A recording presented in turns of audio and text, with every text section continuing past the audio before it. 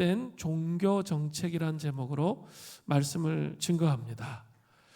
다윗 왕은 정말 별 볼 일 없을 때 하나님의 선택을 받았습니다.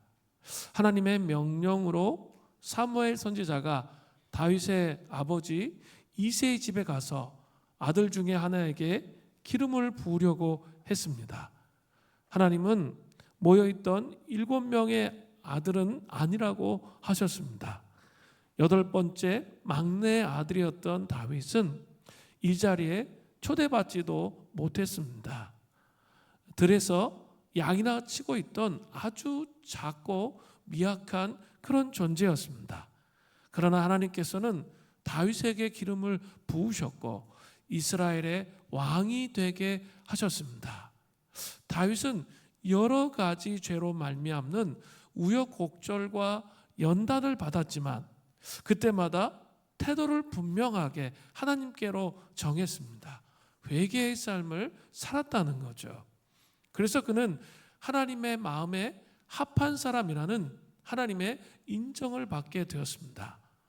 다윗에게 있어서 중요했던 점은 그가 왕위에 올랐을 때에도 하나님 중심의 삶이 변하지 않았다는 것이죠. 여기에 아주 중요한 포인트가 있습니다.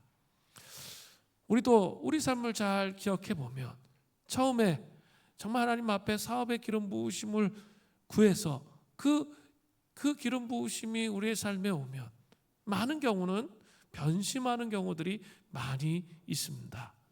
또 취업하기 전까지는 취업이 전부인 것처럼 또 이직이 전부인 것처럼 하나님 앞에 기도하고 씨름하고 그렇게 하지만 막상 취직을 딱 하게 되면 언제 그랬느냐는 듯이 마음이 변하는 거죠. 그런 경우들이 많이 있습니다. 결혼도 마찬가지죠. 정말 하나님 앞에 이 결혼의 문제를 놓고 씨름하다가 기도의 응답을 받지만 그것이 언제 내가 그렇게 갈급하게 하나님 앞에 마음을 두었는지 까먹고 잊어버리죠. 또 아이 문제로 인해서 고통당하고 힘들었던 일이 있어서 주님 앞에 기도했는데 하나님의 응답해 주심을 통해서 그 응답해 주심으로 말미암아 까먹는 거죠.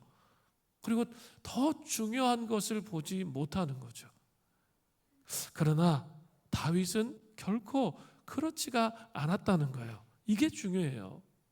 그렇기 때문에 하나님께서는 다윗의 왕위가 끊어지지 않을 것이라는 놀라운 축복의 언약을 하셨습니다.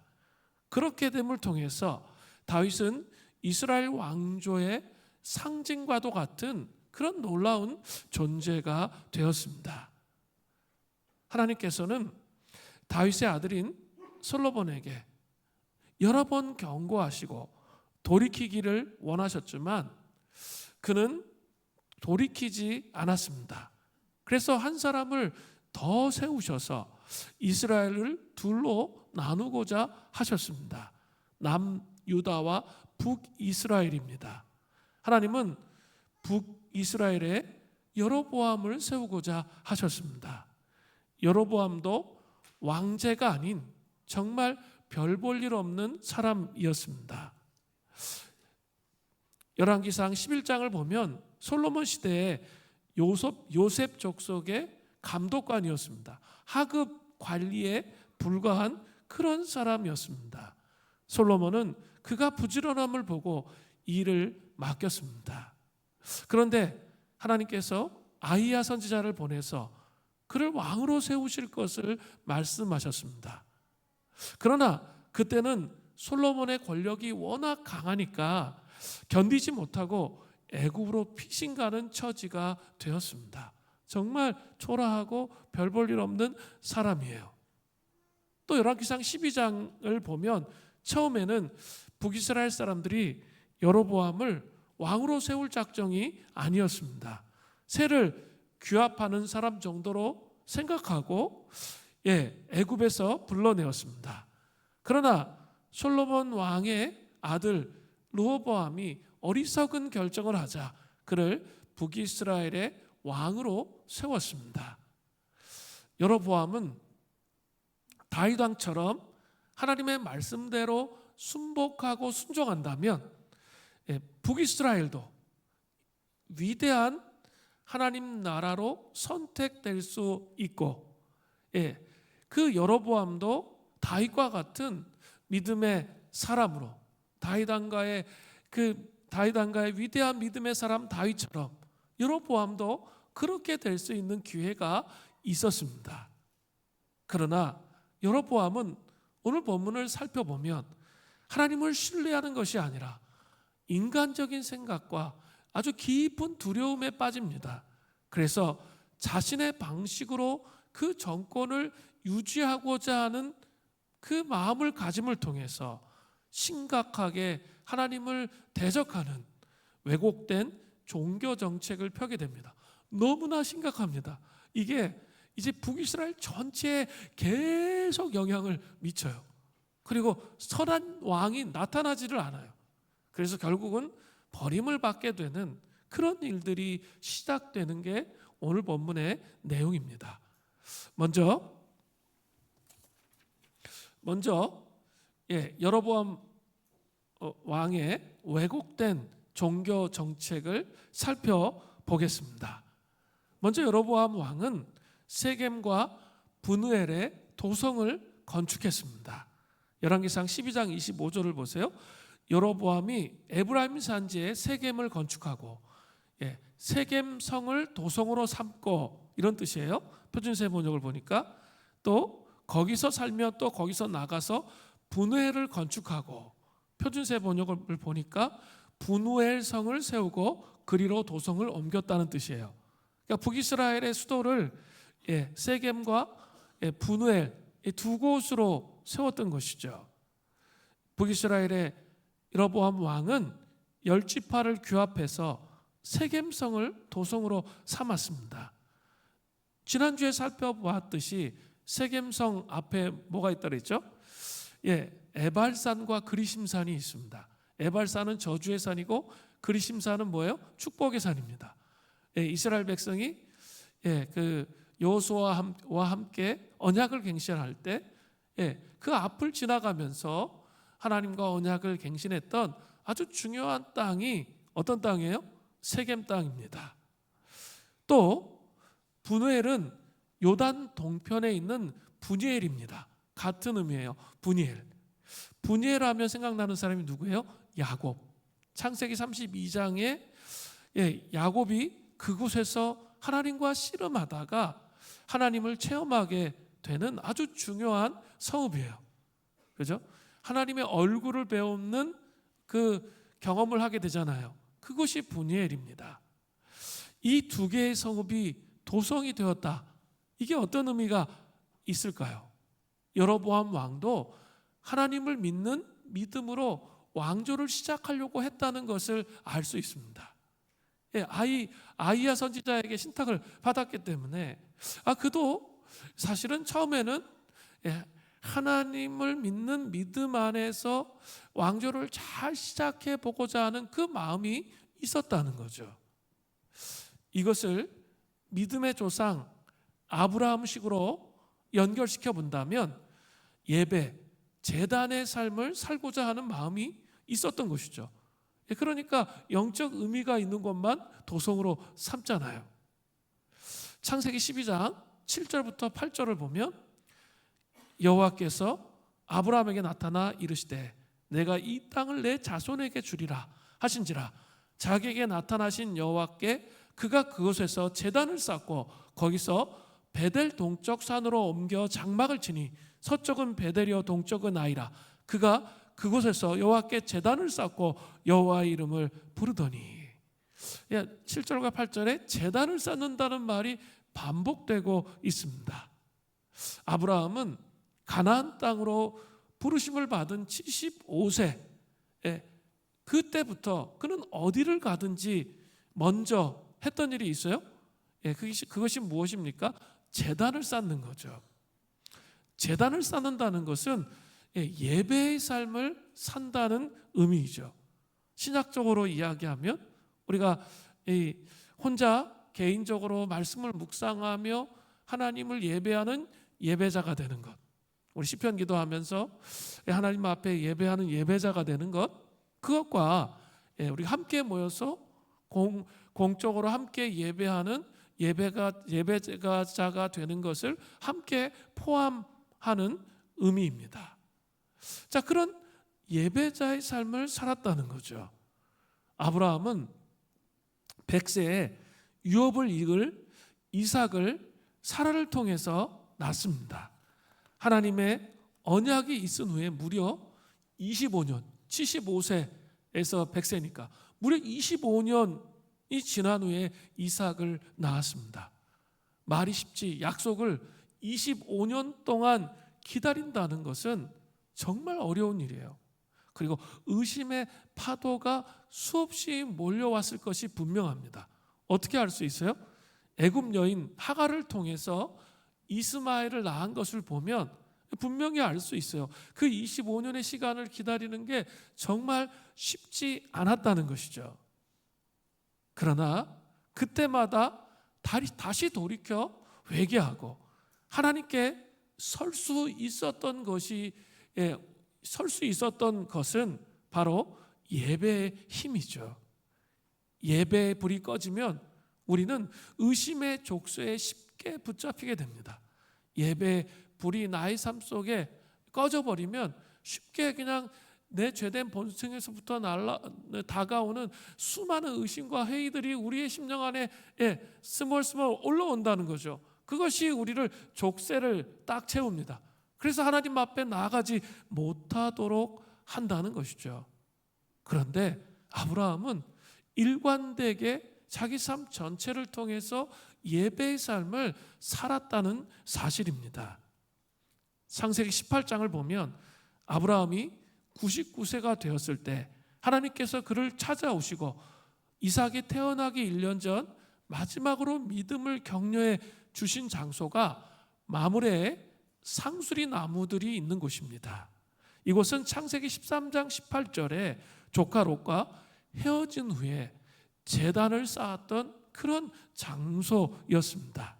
그러니까 아브라함의 삶은 예배와 뗄래야 뗄 수 없는 그 삶을 통해서 하나님께서 원하시는 그 바른 길을 인내하며 또 신뢰하며 또 회개하며 돌이키며 계속 살아갈 수 있었다라는 것을 알 수 있습니다. 그렇기 때문에 이것은 그리스도인으로 살아가는 우리에게도 마찬가지입니다.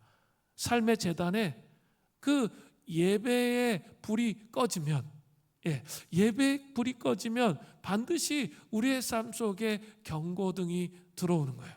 그 예배의 불이 꺼진다는 게 뭐예요? 나는 지금 주일 예배 드리고 있는데, 나는 말씀을 읽고 있는데 제가 그걸 얘기하는 게 아니에요. 그 예배를 통해서 만나야 할 분을 만나야죠. 하나님과 소통이 되고 하나님을 경험하고 그렇게 살아갈 수 있어야죠. 그게 예배의 재단에 불이 꺼지지 않는 거예요. 근데 예배 드리고 있어도 딴 생각하고 예배 드리고 있어도 마음속에 막 염려 근심에 압도돼가지고 그 속에 들어가 있다면 나는 지금 예배를 드리고 있지 않은 종교적인 행위를 하고 있는 것에 불과할 수 있다는 것이죠. 우리 삶의 재단에 예배의 불이 꺼지지 않도록 여러분 하셔야 할 필요가 있습니다. 다시 본문으로 돌아와서 여로보암도 처음에는 이러한 모습으로 이스라엘을 세우기 위해서 예배의 재단에 불이 꺼지지 않도록 하기 위해서 도성을 세겜 분회엘 이런 것을 선택했던 것이 분명합니다. 그러나 그 마음은 자기 삶을 압도해버리는 두려움, 항상 우리 안에 이 두려움을 잘 식별해야 돼요. 우리 마음속에 갑자기 몰려오는 두려움들이 있거든요. 그거 마귀가 주는 거거든요. 그거에 놀아나면 안 되는데 두려움으로 인해서 오래가지 못했다는 거죠. 자, 열왕기상 12장 26절부터 27절을 보세요. 그 마음이 어떻게 변해 있습니까?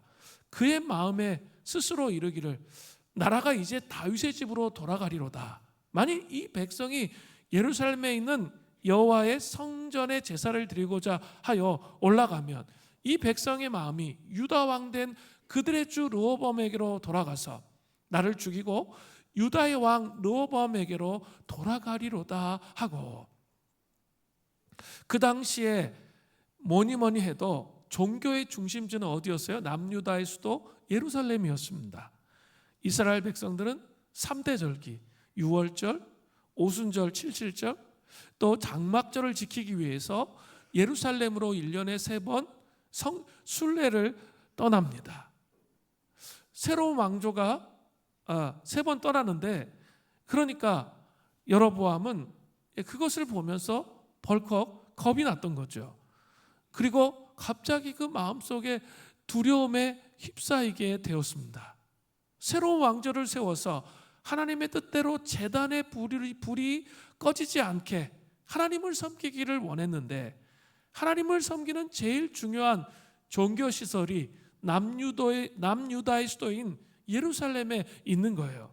자꾸 이스라엘 백성들이 예루살렘을 올라가면 민심이 남유다 르호보암에게 돌아갈 것, 합리적인 생각 속에서 하나님을 믿는 것이 아니라 돌아가면 자기는 죽게 될 것이다라는 그 두려움에 휩싸인 것이죠. 그래서 그 26절에 먼저 이렇게 말한 것이죠. 그의 마음이 스스로 이르기를 나라가 이제 다윗의 집으로 돌아가리로다 하면서 그 두려움의 이유를 쫙 다 27절에 설명하고 있습니다. 자, 한옥 목사님의 책 사라질 때까지 기도하라를 보면 두려움에 대해서 정의를 잘 해놨어요. 상처는 과거에 실제 있었던 아픔입니다. 맞죠? 그러나 두려움은 미래에 있을지도 모르는 일을 미리 끌어당겨 오는 것입니다. 일어날 수도 있고 안 일어날 수도 있어. 그런데 내가 부정적으로 생각해서 그것을 끌어오기 때문에 마음속에 두려움이 온다는 거죠. 그래서 마귀는 끊임없이 우리에게 이 두려움의 영을 우리의 심령 안에 불어넣으려고 합니다. 일단 두려움의 영에 사로잡히잖아요.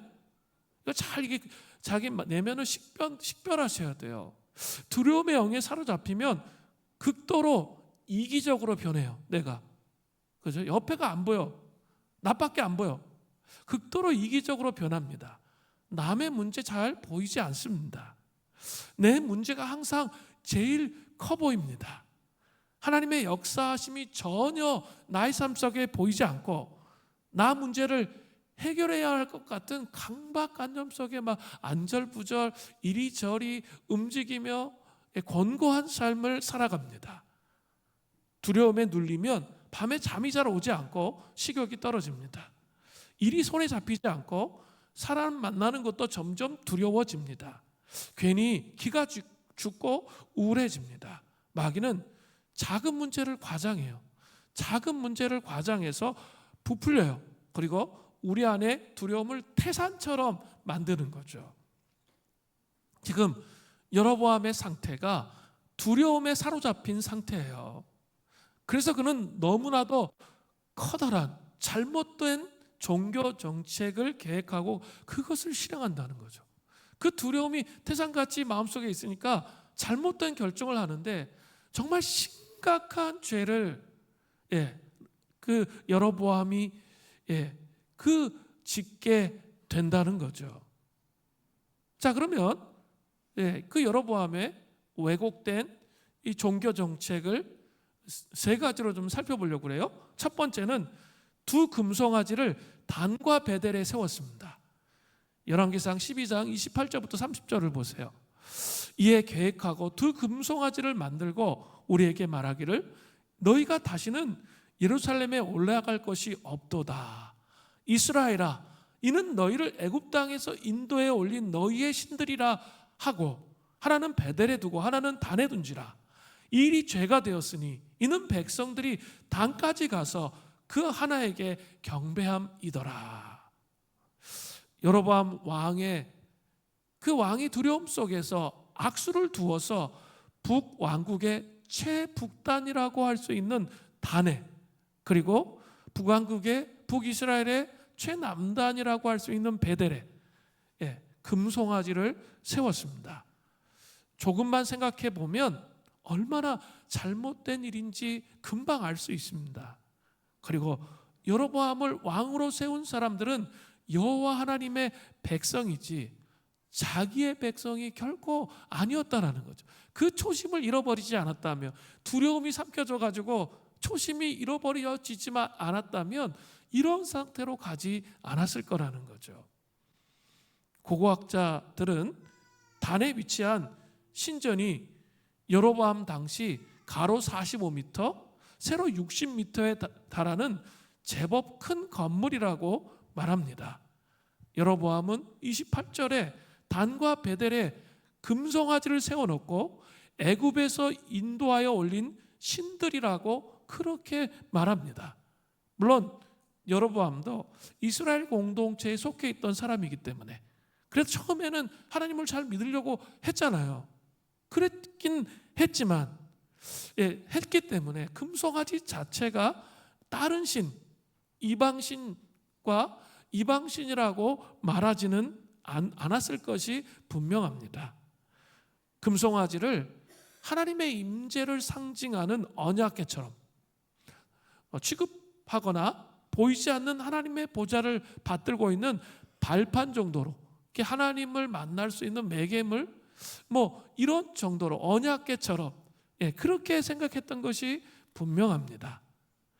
그런데 이러한 모습은 출애굽기 32장에 모세가 시내산에 올라가서 하나님의 율법을 받으러 갔을 때 기다리지 못하고 아론을 중심으로 금송아지를 만들었던 이스라엘 백성들의 모습과 똑같아요. 출애굽기 32장 4절을 보세요. 아론이 그들의 손에서 금고리를 받아 부어서 조각칼로 새겨 송아지 형상을 만드니 그들이 말하되 이스라엘아, 이는 너희를 애굽 땅에서 인도하여 낸 너희의 신이로다 하는지라. 너희의 신, 너희의 하나님이란 뜻이죠. 너희의 하나님이라고 그렇게 말했다는 거죠. 그게 우상 덩어리 이런 거라고 얘기하는 게 아니라 이게 하나님이라는 거예요. 이렇게 말했다는 거예요. 그냥 이렇게 단순하게 금송아지, 우상, 그럼 나하고 상관없어, 이게 아니라는 거예요. 그게 하나님이라고 말을 했다는 거죠. 금송아지가 하나님이라고 말하면서 섬기는 이것은 명확하게 10계명의 2계명을 어기는 거예요. 출애굽기 20장 4절부터 5절을 보면 너를 위하여 새긴 우상을 만들지 말고 또 위로 하늘에 있는 것이나 아래로 땅에 있는 것이나 땅 아래 물속에 있는 것에 어떠한 형상도 만들지 말며 그것들에게 절하지 말며 그것들을 섬기지 말라. 나 내 하나님 여호와는 질투하는 하나님인즉 나를 미워하는 자의 죄를 갚되 아버지로부터 아들에게 3, 4대까지 이르게 하거니와. 분명히 언급되어 있는 우상 숭배의 죄가 되는 것이죠. 새긴 우상을 만들지 말라 그랬는데 그게 하나님이라는 거예요. 하나님은 참 피곤하신 분이잖아요. 그러니까 잘 보이지도 않고, 그러니까 우상을 만들어서 그것이 하나님이라 말하는 것이죠. 두 번째로, 또 왜곡된 종교 정책 두 번째는 보통 백성으로 제사장을 삼았고 다른 절기를 지켰습니다. 열왕기상 12장 31절부터 32절을 보십시오. 그가 또 산당들을 짓고 레위 자손 아닌 보통 백성으로 제사장으로 삼고 여덟째 달 그달 15째 날로 절기를 정하여 유다의 절기와 비슷하게 하고 제단에 올라가되 베델에서 그와 같이 행하여 그가 만든 송아지에게 제사를 드렸으니 그가 지은 산당의 제사장을 베델에서 세웠더라. 자, 지금 이거 뭐 하는 거예요? 하나님이 말씀하신 것을 어떻게 해요? 왜곡시키는 거죠. 그러면서 하나님 앞에 예배 드리는 거죠. 하나님은 모세에게 율법을 주시면서 하나님께 나아가 죄를 속감받는 제사제도와 또 성막을 하나님이 계시해 주신 방식대로 만들어야 됐어요. 설계 도면을 주셨단 말이에요. 하늘 보좌에 모습을 이 땅에 구현하기 위해서 설계 도면을 직접 모세에게 말씀하셔서 있는 그대로 그와 똑같이 만들어야 되는 것이었어요.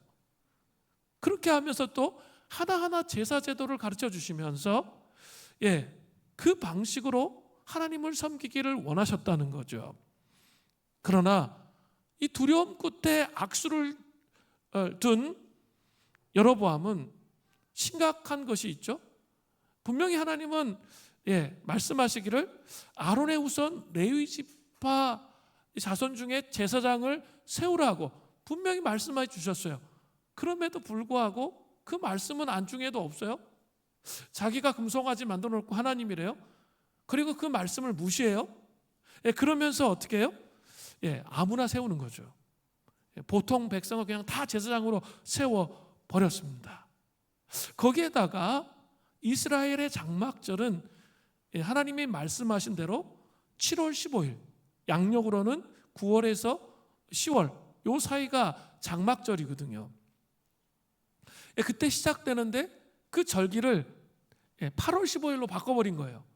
8월 15일로 마음대로 고쳤어요. 하나님께서 3대 절기를 지킬 것을 말씀하신 데는 나름대로 그 안에 의미가 있기 때문에 그것을 지키라고 말씀하셨는데 자기네 마음대로 편의에 따라서 자기의 생각대로 자기의 방식대로 그것을 바꿔버렸다는 거죠. 더 심각한 것은 여로보암 자신이 친히 이것에 모범을 보인다는 거예요. 열왕기상 12장 33절을 보세요. 그가 그 밑줄을 그으세요. 그게 누구겠어요? 여로보암이죠. 자기 마음대로 정한다 할 곧 8째 달 15째 날로 이스라엘 자손을 위하여 절기로 정하고, 자 보세요. 베델에 쌓은 제단에 올라가서 분향하였더라. 제단에 올라가서 분향하였더라. 이렇게 표현되고 있습니다. 완전히 사람들의 마음이 예루살렘의 임재에 계신 하나님으로부터 멀어져서 베델의 금송아지에게 집중되도록 자신이 친히 어떻게 해요? 모범을 보이는 거죠. 그래, 하나님께 제사 드리는 거 이런 거야. 자, 봐봐. 이렇게 하고 있다는 거죠. 이스라엘 백성들도 생각했을 것입니다. 귀찮게 1년에 3번 3대 절기를 지키기 위해서 굳이 그 먼 예루살렘까지 올라가는 것보다 바로 집 근처에 있는 곳에 올라가서 종교 의무를 다 한다면 정말 손쉽잖아. 훨씬 더 낫죠. 간편하고. 훨씬 가볍기 때문에 그 예루살렘 성에 올라가야 하는 그 순례의 길을 가는 걸 가기를 원하지 않는 거죠. 하나님의 말씀에 순종하는 것은 안중에도 없고 자신들의 합리적인 편리한 생각을 따라 여로보암 왕도 함께 또 여로보암 왕도 함께 베델에서 분향하니까 그곳에 올라가서 분향하는 거죠. 그거는 이렇게 하나님을 섬겨도 별 탈이 없다고 생각합니다. 그래도 나름 하나님을 내가 섬기고 있는 것인데 나는 내 종교적 의무를 다했어. 이렇게 생각하는 것이죠. 하나님의 방식에 대해서, 하나님의 말씀에 대해서 전혀 생각하지 못합니다. 참으로 안타까운 일이에요. 그런데 우리도 그렇게 될 가능성이 많이 있어요. 우리도 모르게 금송아지를 내 편리에 따라 섬길 수 있어야 돼요. 있어야 돼가 아니죠. 있을 수 있습니다. 죄송합니다. 있을 수 있습니다. 그냥 이렇게 편안한 예배, 그리고 그냥 멈춰있는 예배에 그 예배 속에 만족하며 살면 나도 모르게 금송아지를 섬기는 종교적 예배를 드릴 수 있다는 거예요. 한번 생각해 보세요. 우리 팬데믹의 시대에 우리 인터넷으로 실시간 예배를 드렸죠. 그때는 비상사태였기 때문에 그렇게 예배를 드릴 수가 있을 수도 있었죠. 근데 처음에는 어땠습니까? 한번 잘 생각해 보세요. 처음에는 이게 너무 충격이었잖아요. 대면으로 예배 드릴 수 없다는 게. 그러니까 예배 드리려면 목욕 재개 딱 하고 양복을 쫙 입고 딱 앉아서 경건하게 예배 드렸잖아요. 많은 분들이 그렇게 경건하게 예배를 드렸어요. 처음에는. 그럼 어때요? 그래도 나름 그 팬데믹의 시대에 하나님께서 찾아오시는 걸 느끼잖아요. 경험을 했죠. 그런데 이제 이게 시간이 길어지면서 어떻게 돼요? 그냥 누구나 이래요. 죄된 모습을 갖고 있어가지고 일단 이제 옷을 이제 대충 입고 잠옷바람에 파자마바람에 앉아서 예배드려. 그죠? 나중에 점점 그렇게 돼요. 내가 원하지 않는데도 그렇게 되고 있는 나를 보잖아요. 그럼 나중에는 어때요? 예배 시간에 집중 못하고 계속 왔다 갔다 하면서 TV 보듯이 예배를 드리게 되는 거죠. 그러다 보면 이게 어떻게 된 거예요? 나는 정말 하나님을 예배하겠다고 앉았었는데 내 방식대로 예배 드리게 되는 거죠. 누군가 아프고 또 여러 가지 힘든 상황이 있어서 인터넷으로 예배 드릴 수 있습니다. 근데 그것은 그것이 여러분의 삶에 그냥 일상이 되어서는 결코 안 돼요. 그건 비상사태에 그렇게 할 수 있는 거죠. 이제 일상으로 돌아왔고 하나님을 만날 수 있는 길이 있는데 내 편리함을 선택해서 그렇게 한다면 잘못하다 보면 나도 모르게 금송아지를 섬길 수 있는 그런 모습이 될 수 있다는 거죠. 아프시고 힘드시고 그러면 인터넷 예배 드릴 수는 있지만 내가 그것이 습관이 되고 그렇게 될 때 문제가 된다는 거죠. 문제는 이제 팬데믹이 지나서 예배에 나왔어요. 예배에 나와서도 문제가 될 수 있어요. 날마다 새롭게 날마다 하나님을 갈망하면서 예배드리면서 주님을 만나면서 주님이 무엇을 원하시는지 그 음성을 듣는 거죠. 말씀을 통해서. 그리고 나를 깨뜨리고 하나님 앞에 순복하지 못하고 계속 평행선을 계속 나의 삶 속에 가는 거죠. 그러면 종교적으로 하나님 앞에 예배드리고 있지만 나도 모르게 나라는 금송아지를 섬길 수 있게 된다는 거죠. 그렇기 때문에 날마다 새로워져야 해요. 정말 하나님 앞에 나아가 날마다 새로워지면서 하나님을 섬기는 자로 세워져 가는 것, 회개하고 돌이키며 하나님께 나아가는 삶을 사는 것이 너무나 중요하다는 거예요. 그냥 안주하게 돼요. 그냥 퍼지게 돼요. 그리고 그냥 예배의 삶이 없으면 그냥 이렇게 하나님 이렇게 안 들어주시면 막 지치고 힘드니까 삐지니까 다 포기하게 되고 막 이런 식의 삶을 살게 된다는 거죠.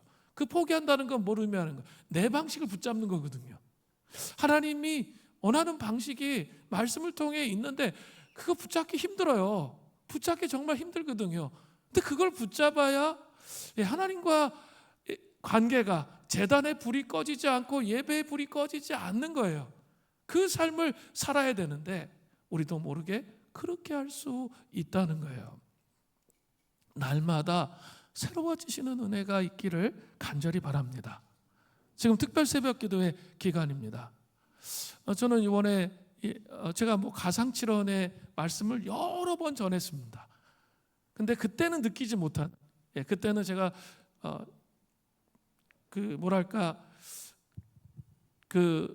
신학자 입장에서의 설교의 내용을 가지고 그냥 설교했어요. 근데 이번에는 제가 그렇게 하지 않고 이 초대교회 교부들의 묵상들을 가지고 이 말씀을 준비했어요. 그런데 이 말씀을 전하는 저도 그 초대교회 교부들의 이야기, 그들이 아주 오랜 동안 신학적으로 막 정리하고 생각한 게 아니라 묵상한 거예요. 십자가에 대해서. 그 묵상한 것을 나누는 그 내용들을 제가 보니까 제 마음속에 하루 종일 잔상으로 남아요. 이게 묵상의 힘이구나. 제가 새롭게 깨달았어요. 이게 머리에서 나온 게 아니라 묵상의 힘이 이런 거구나. 그리고 십자가가 이렇게까지 연결되어지는, 십자가에서 말씀하신 게 이렇게까지 연결되어질 수 있구나라는 것을 계속 경험하고 있습니다. 꼭 함께 이제 일주일 남았습니다. 이 초대교회 교부들이 가지고 있었던 부활과 십자가의 죽으심과 부활에 대해서 깊이 묵상하면서 그 복음의 핵심이 우리의 심령 안에 각인될 수 있도록 함께 기도의 자리로 나왔으면 좋겠습니다. 그리고 그것이 안 되신다면, 여건이 안 되시면 인터넷으로도 꼭 그 말씀을 좀 묵상하셨으면 좋겠어요. 예, 그렇게 주님 앞에 나아갔으면 좋겠습니다. 중요한 것은 오늘 이 논리의 흐름은 우리가 모르는 사이에 하나님을 예배하는 것이 아니라 우리가 스스로 만들어 놓은 금송아지를 예배할 수 있다는 거예요. 이것을 기억하시기를 바랍니다. 그렇다면 어떻게 이 금송아지를 예배하지 않는 삶을 살아갈 수 있겠습니까? 좀 신약으로 와서 이 삼위일체 하나님에 대해서 좀 생각해 보면서, 묵상해 보면서 그것을 찾아가 보았으면 좋겠습니다. 요한복음 1장 18절에 보면 본래 하나님을 본 사람이 없으되 아버지 품속에 있는 독생하신 하나님이 나타내셨느니라. 이런 독특한 말씀이 나와요. 예, 아버지의 품속에 있는 독생하신 하나님이 누구예요? 예수님이죠. 예, 하나님을 본 사람은 없는데 아버지의 품속에 있는 독생하신 하나님이신 예수님을 깊이 만나면 어디가 있다는 거예요? 아버지의 품속에 있다는 거죠. 아들 예수님은 우리를 아버지께로 인도하시는 삼위일체의 위격입니다. 우리가 아무리 착하고 선해도 아버지 하나님께로 갈 수 있는 입구는 없습니다. 우리를 아버지 앞으로 들어가게 할 수 있는 유일한 분은 바로 아들 예수님이십니다. 예수님은 분명히 이렇게 말씀하셨어요. 요한복음 14장 6절에 예수께서 이르시되 내가 곧 길이요 진리요 생명이니 나로 말미암지 않고는 아버지께로 올 자가 없느니라. 예수님으로 말미암지 않으면 정말 아버지의 품속으로 들어갈 수가 없다는 거예요. 그런데 우리가 여기서 한 가지 더 중요하게 생각해야 할 요점이 있습니다. 이걸 좀 구분해야 되는데 우리는 하나님의 임재 아래 들어가는 것과 그 하나님의 임재 안에 들어가는 것, 우리 많이 기도하고 씨름하잖아요.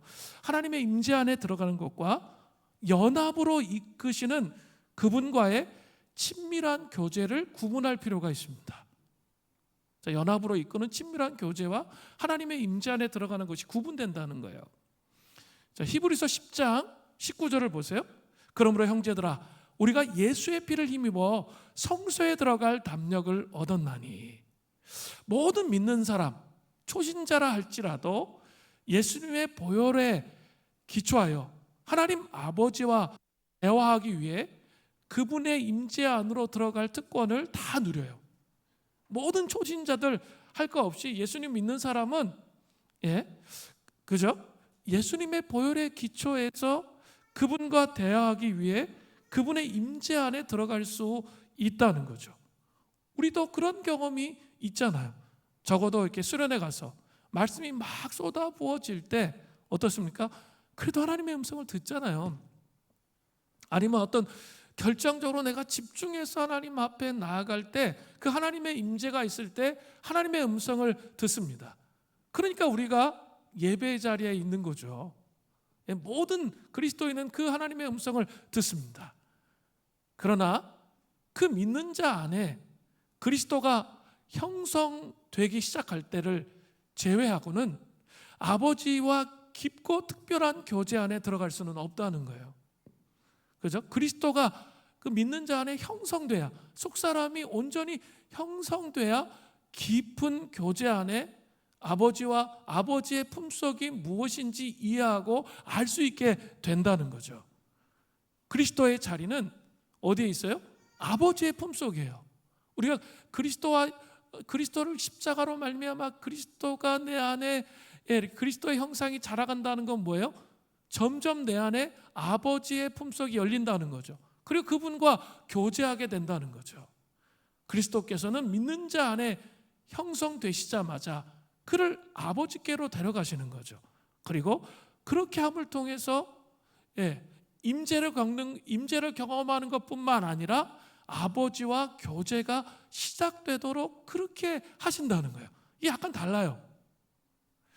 갈라디아서 4장 19절에 보면 이런 말씀이 나와요. 나의 자녀들아, 너희 속에 그리스도의 형상이 이루기까지 다시 너희를 위하여 해산하는 수고를 하노니. 저는 이 말씀을 처음에는 주의 깊게 보지 않아서 불신자들이 예수님을 영접할 때 해산의 수고를 해야 한다, 뭐 이렇게 생각했어요. 그러나 그 앞에 구절이 중요해요. 앞에 구절, 너희 속에 그리스도의 형상이 이루기까지. 요게 밑줄을 그어야 돼요. 너희 속에 그리스도의 형상이 이루기까지. NIV에 보니까 Until Christ is formed in you, 즉 그리스도가 너희 안에 형성되기까지예요. 그리스도가 너희 안에 형성되기까지. 이것은 불신자들이 예수님을 영접할 때의 이야기가 아니에요. 예수님을 따라가고 있는 갈라디아 교인들에게 하신 말씀이라는 거죠. 타락한 혼에 그리스도의 형상이 우리 안에 온전히 자리 잡는 일은 쉬운 일이 아니라는 것을 분명하게 보여주고 있습니다. 우리의 경험을 통해 얼마든지 알 수 있어요. 불편한 하나님의 말씀에 순종하기보다 내 마음대로 살아가고 싶은 마음이 너무 많잖아요. 그죠? 하나님보다는 내 자존심을 잘 내려놓지 못합니다. 그래서 부부싸움하고 갈등합니다. 감정적으로 막 흘러가면서, 그 자존심 때문에 감정적으로 흘러가면서 어려움들이 오죠. 교회 안에서도 마찬가지죠. 여러 가지 갈등이 일어날 때 감정적으로 흘러가잖아요. 결국은 자기의 자존심을 내려놓지 못해요. 자아를 십자가에 못 박지 못하는 거죠. 자아를 십자가에 못 박지 못하는 그런 상황들이 나타난다는 거예요. 사도 바울은 이 일을 위해서, 갈라디아 교인들을 위해서 자신이 해산하는 수고를 한다고 말하고 있는 거예요. 우리도 여전히 우리의 타락한 혼 안에 그리스도의 형상이 온전히 자라도록 날마다 우리를 십자가 앞에 못 박는 삶을 살아야 됩니다. 그러기 위해서는 해야 될 일이 있죠. 하나님의 말씀을 묵상해야 돼요. 그리고 하나님의 말씀에 순종하는 그런 삶을 살아야 되는 것이죠. 하나님이 우리 안에 타락한 혼을 다루시는 방법은 아주 독특하십니다. 타락한 혼의 영역들 우리 안에 많죠. 불안, 분노, 음란, 거절, 억울함, 교만, 판단, 무정함, 이루 셀 수 없이 많이 있어요. 우리의 타락한 혼의 죄의 결과로부터 나오는 수많은 것들이 있습니다. 이것들을 하나님께서 도대체 어떻게 다루실까요? 우리는 이런 것들을 발견하면 이것들을 깨뜨리고 무너뜨려서 쳐서 복종시키고 그것을 바꿔버리려고 노력하지만 잘 안 되죠. 잘 안 돼요. 근데 하나님께서 우리의 타락한 혼을 다루시는 방법은 이것을 먼저 다루시는 게 아니에요. 그것이 아니라 그 타락한 혼의 영역 옆에다가 하나님께서 그 하나님의 성품들을 심는다는 거예요. 어떻게? 많은 양의 말씀을 하가하고 하야를 해야 돼요. 말씀을 계속 읽어야지 내 머릿속에 하나님의 방식이 들어와요. 하나님의 생각이 들어오고 내 생각대로 가지 않기 때문에 계속 많은 양의 말씀을 읽어야 돼요. 그리고 말씀만 읽는다고 되는 게 아니죠. 성령님의 역사하심이 있기 시작하면 우리 안에 그 예수님의 성품이 자라는 거예요. 그 분노, 원망, 타락하는 옆에 예수님의 성품이 자란다는 거죠. 사랑과 용서와 절제와 양성과 충성과 온유와 여러 가지 성품이 있잖아요. 성령의 9가지 열매, 이런 성품들이 자라난다는 거죠. 이것들이 자라나면서 점점 세력이 세지면 어떻게 되죠? 이 반대편에 있는 타락한 혼의 영역의 것들을 무너뜨리게 되는 거죠. 자, 그렇게 하심을 통해서 우리 안에 그리스도의 형상이 자라나도록, 자리를 잡도록 그렇게 하는 거죠. 그런데 이렇게 하는 과정 속에 뭐가 있는 거죠? 영적 전쟁이 있는 거죠. 심각한 영적 전쟁이, 이 두 가지 성품이 우리 안에서 싸운다는 거죠. 영적 전쟁이 있는 거죠. 그러니까 우리가 해산의 수고를 해야 할 필요가 분명히 있는 거예요. 타락한 혼대로 살아가려고 하는 것과 하나님 뜻 가운데 살아가려고 하는 이것과 싸운다는 거예요. 그래서 영적 전쟁이 우리에게 있는 거죠. 그 영적 전쟁에 승리하게 될 때 어떻게 되는 거죠? 그리스도의 형상이 우리 안에 자리 잡게 되는 거죠. 그리스도의 형상이 우리 안에 자리를 잡으면 어떻게 되는 거예요? 우리가 아버지의 품속으로 들어간다는 거죠. 하나님 아버지와 친밀한 교제 안에 들어갈 수 있게 하신다는 거예요. 우리는 하나님의 임재를 경험하는 것으로 그냥 만족하면서 살다 보면 임재를 가지고 왔던 한 가지 자신의 방법만을 주장하면서 살 수 있습니다. 그죠? 근데 그런 사람들이 대단히 많아요. 그렇게 되면 결국 알맹이 없는 껍질의 신앙생활이 되면서 왜곡된 종교적인 신앙생활로 전락할 수 있게 됩니다. 그래서 자꾸 자기가 원했던 방식으로만 하나님을 자꾸 만나려고 하는 거예요. 그렇게 했을 때 하나님의 임재가 있었지. 예, 있었죠. 그러나 자꾸 그것만 집착하는 거죠. 이렇게 중요한 건 아버지의 품으로 가서 말씀을 읽고 씨름하면서 아버지의 품 안에 들어가서 아버지와 인격적 교제 안에 있어야 되는데 그 본질보다는 자꾸 그 만났던 그것에만 집중을 하는 거죠. 그러다 보면 문제가 생기는 거죠. 그냥 종교적인 신앙의 틀로 그냥 전락해 버리게 되는 거예요. 어떤 것을 체험했다 할지라도. 이렇게 되면 여로보암과 이스라엘 백성들처럼 하나님을 섬기되 금송아지를 섬기고 있는 삶이 나도 모르게 되는 거예요. 하나님의 임재를 넘어서서 하나님과 친밀한 연합과 교제 안으로 들어가서 하나님의 뜻대로 성장해가는 하나님의 사람들이 되시기를 간절히 바랍니다. 내 안에 그리스도의 형상이 충만하게 자라서, 그래서 하나님의 말씀에 입각한 그 성품들이 우리 안에 자라나서 그리스도가 우리 안에 형성되어서 아버지 품 안으로 나아가서 하나님과 친밀한 교제 안에 들어가시는 은혜가 있기를 바랍니다. 그냥 임재로만 만족하지 마세요. 수련회 갈 때 몇 번 임재, 그것이 전부가 아니에요. 신앙생활이 더 중요한 것은 그 하나님의 품 안으로 들어가는 거예요. 그 은혜가 우리에게 있기를 바랍니다. 이제 베델 제단에 임한 하나님의 심판과 여로보암의 돌이키지 않음을 좀 정리해 보겠습니다. 간단합니다. 먼저 여로보암의 왜곡된 종교 정책으로 말미암는 베델 제단의 심판이 일어나죠. 하나님은 하나님의 사람을 보내셔서 선포하십니다. 열왕기상 13장 1절부터 3절입니다. 보라, 그때 하나님의 사람이 여호와의 말씀으로 말미암아 유다로부터 베델에 이르니 마침 여로보암이 제단 곁에 서서 분향하는지라. 하나님의 사람이 제단을 향하여 여호와의 말씀을 외쳐 이르되 제단아 제단아, 여호와께서 이와 같이 말씀하시기를 다윗의 집에 요시아라 이름하는 아들을 낳으리니 그가 내 위에 분향하는 산당 제사장을 내 위에 제물로 바칠 것이요 또 사람의 뼈를 내 위에 살리리라 하셨느니라. 그날에 그가 징조를 들어 이르되 이는 여호와께서 말씀하신 징조라.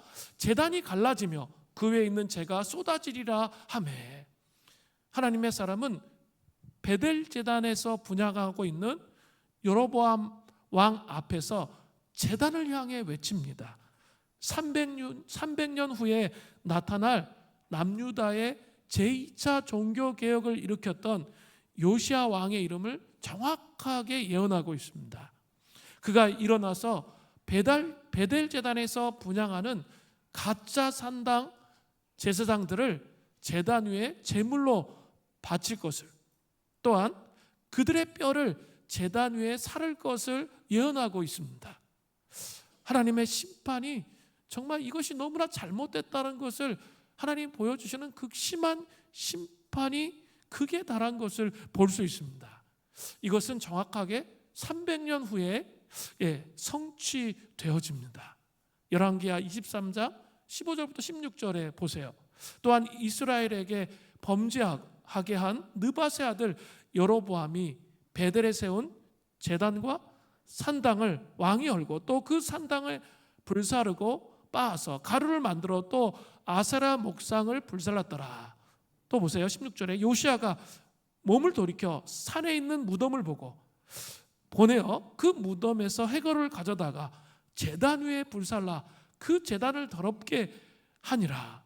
이 일이 하나님의 사람이 전하였더니 그 전한 여호와의 말씀대로 되었더라.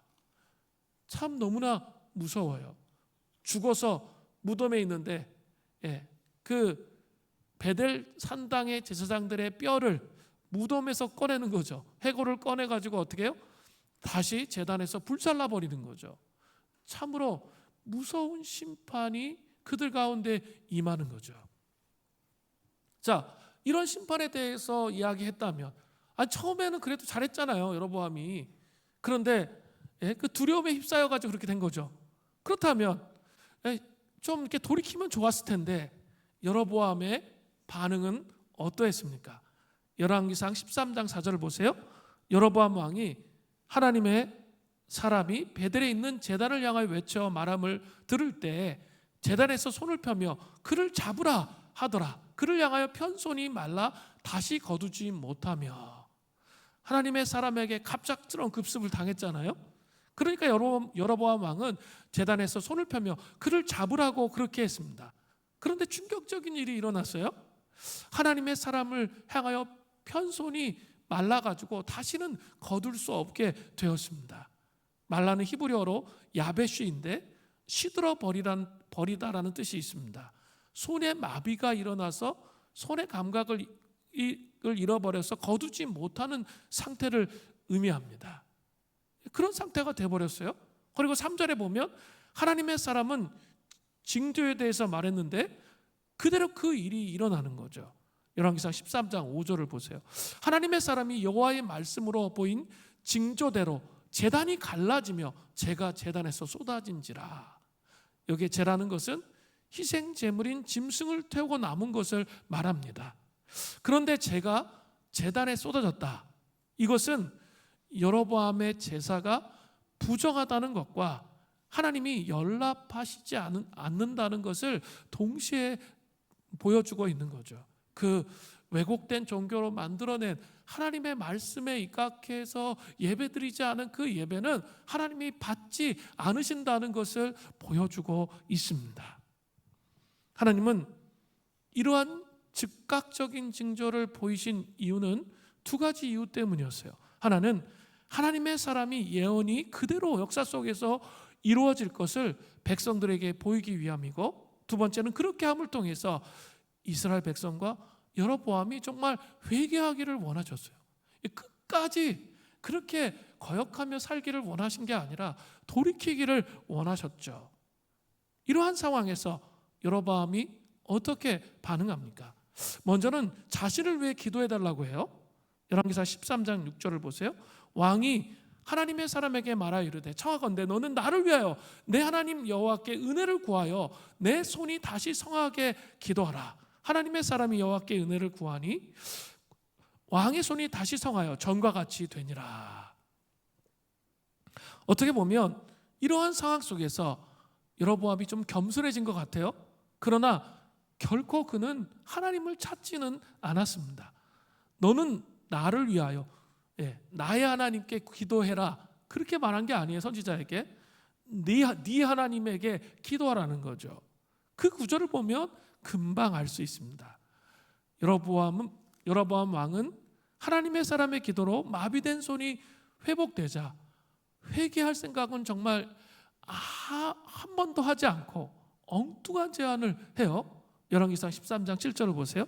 왕이 하나님의 사람에게 이르되 나와 함께 집에 가서 쉬라. 내가 내게 예물을 주리라. 고대 사회에서 자기 집에 가서 식사하고 쉬자는 것은 그와 하나가 되는 것을 의미하는 거예요. 이스라엘 백성들이 이러한 상황들을 보고 있으니까 여로보암은 그를 자신의 편으로 만들려고 했던 거죠. 참으로 안타까워요. 여호와께 돌이키는 회개가 전혀 없어요. 그 두려움에 휩싸여서 전혀 돌이키지 못하는 그 모습을 계속 보이는 거죠. 하나님의 사람은 그 제안을 단칼에 거절하고 다른 길로 되돌아가면서 본문이 마무리되고 있습니다.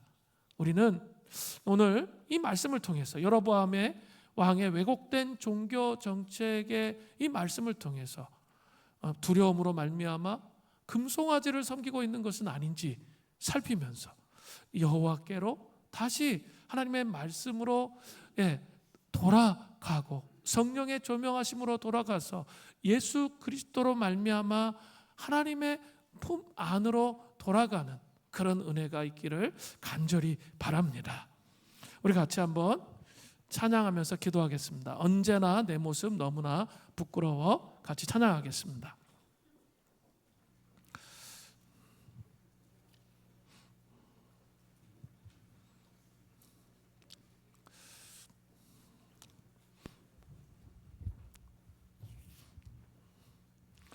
언제나 내 모습 너무나 부끄러워. 찬양하겠습니다.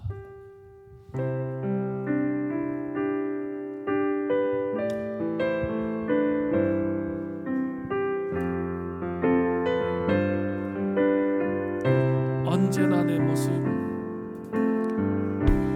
언제나 내 모습 너무나 부끄러워. 너무나 부끄러워. 무릎으로 주님께, 무릎으로 주님께 기도로 가오니 나 홀로 서 있는, 나 홀로 서 있는 죽은 내 영 깨우사, 죽은 내 영 깨우사 주님만 나를 세워, 주님만 나를 세워 내 영 살게 하소서. 주님 내 안에, 주님 내 안에, 내 안에 계시고 주님 내 안에, 주님 내 안에, 주님 내 안에 나를 세워주소서.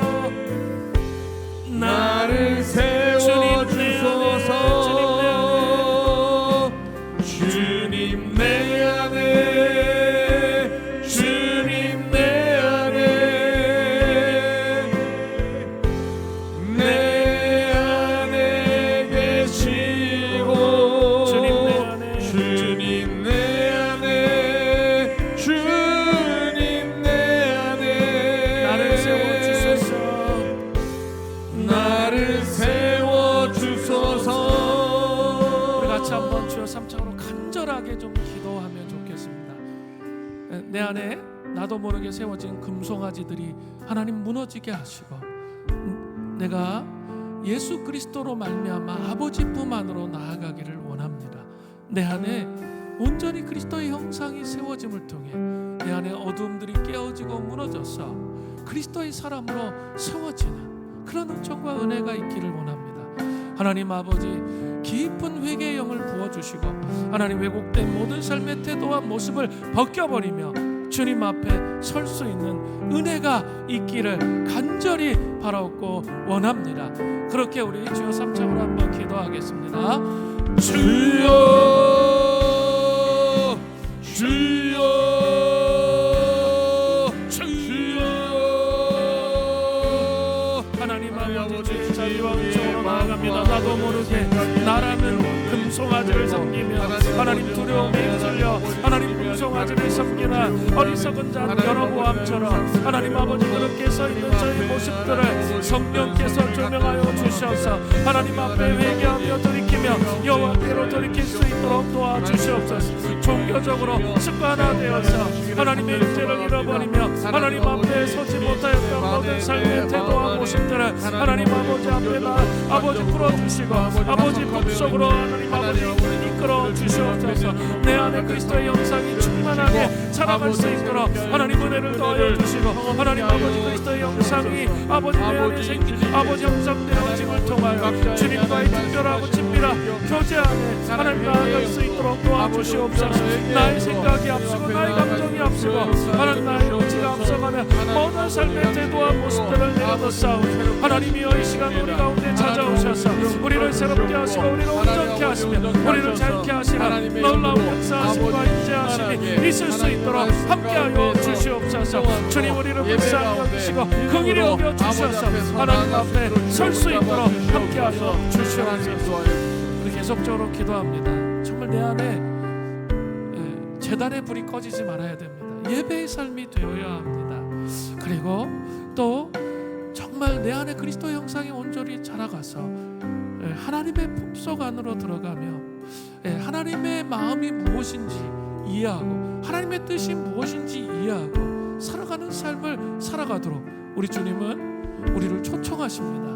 하나님 아버지 정말 그러한 삶을 살아갈 수 있도록 주님 저에게 영적 근면함을 주시고 저희 삶 속에 하나님 변화와 회복과 새로워짐의 역사가 있을 수 있도록 은혜를 더하여 주시옵소서.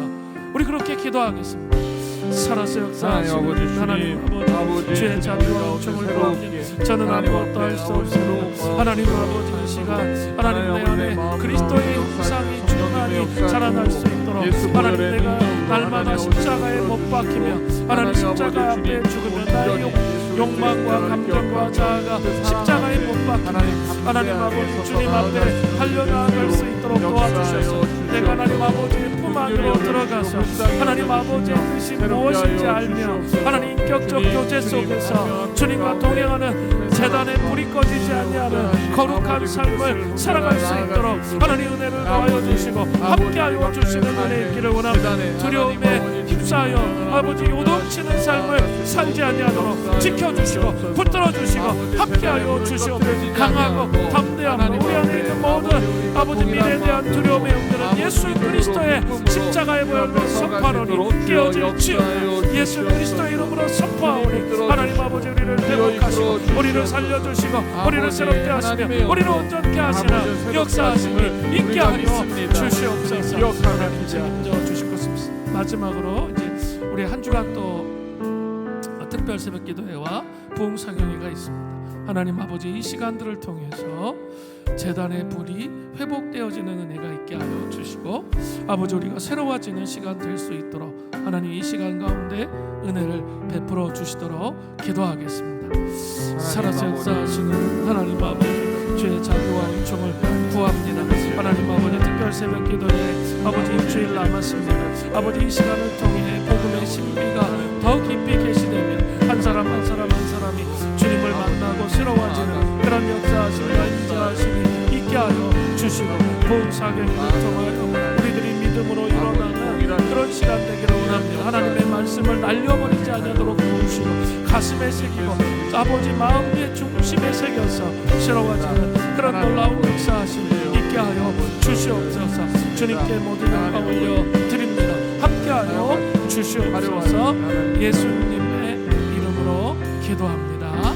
아멘. 다 같이 일어나서 내게 있는 향유 옥합 부르시고 봉헌하고 축도하고 예배 마치겠습니다.